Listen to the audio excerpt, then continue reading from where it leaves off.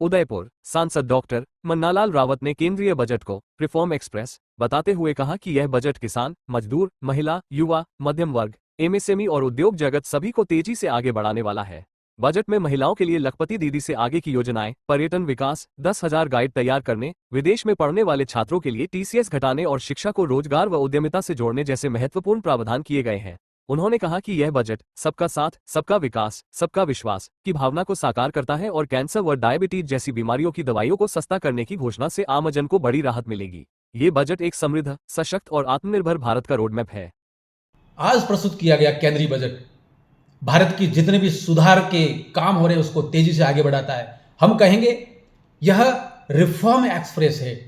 यह बहुत तेजी से आगे बढ़ने वाली ट्रेन है जिसमें किसान है, जिसमें मजदूर है, जिसमें महिलाएं हैं, युवा है, मध्यम वर्ग है, जिसमें निर्यातक हैं, जिसमें एमएसएमई से जुड़े हुए सभी उद्यमी हैं। मुझे लगता है बहनों के लिए भी इसमें बहुत बड़ी घोषणा है कि कैसे राजीविका की जो दीदियां हैं उनके लिए नमो जो लखपति दीदी है उससे आगे बढ़कर शी मार्ट बनाएंगी क्लस्टर लेवल पर। उद्यमों के लिए निर्यात करने की काफ़ी सुविधाएं हैं, ढांचागत व्यवस्थाएं हैं। बिजनेस करने वालों के लिए जितने कानूनी अड़चने हैं उनको दूर करने की बात की गई है। युवाओं के लिए कि कैसे वो विकसित भारत के लिए अपने आप को तैयार करें, कैसे वो शिक्षा के साथ जुड़े, कैसे एक नई कौशल विकास योजना की तरफ ट्रैक पर आगे बढ़े, वो इसमें है।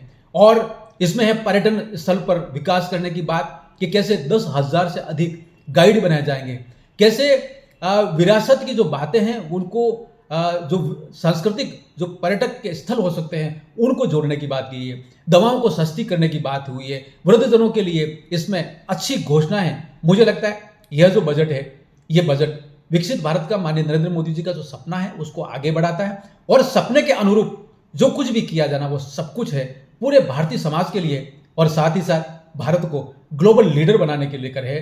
कई ऐसे क्षेत्र हैं जिसमें हम तेजी से आगे बढ़े, चाहे रणनीतिक क्षेत्र हो, चाहे इंफ्रास्ट्रक्चर हो, चाहे ईज ऑफ डूइंग बिजनेस हो, ईज ऑफ लिविंग हो, सब कुछ इसमें है। मैं ऐसे बजट के लिए माननीय प्रधानमंत्री जी को प्रणाम करता हूं और देशवासियों को शुभकामना देता हूं कि आपने ऐतिहासिक जनादेश के आधार पर माननीय नरेंद्र मोदी जी को तीसरी बार प्रधानमंत्री बनाया। वो तेजी से कर्तव्य पथ पर आगे बढ़ते हुए कर्तव्य भवन में सेवा तीर्थ में बैठकर बजट बनाकर हम सभी की जिंदगी को बदल रहे हैं। आप सभी को नमस्कार।